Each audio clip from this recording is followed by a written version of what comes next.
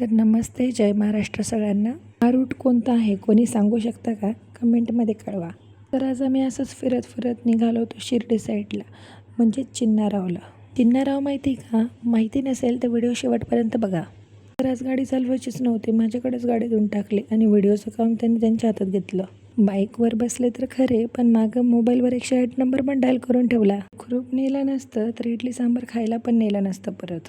मग काय, हॉटेलच्या आत गेलो, जाऊन बघतो तर काय एवढी गर्दी, बापरे.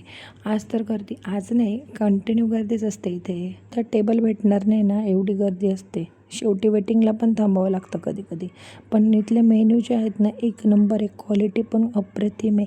चटण्या तर विचारू नका, एवढ्या व्हरायटीज आहे चटण्यांच्या. खाऊन पण निघालो आम्ही आमच्या घरच्या रस्त्याला. आणि मग काय, परत मी गाडी चालवायला घेतली. तुम्हाला आमचे व्हिडिओ बघायला आवडतात का?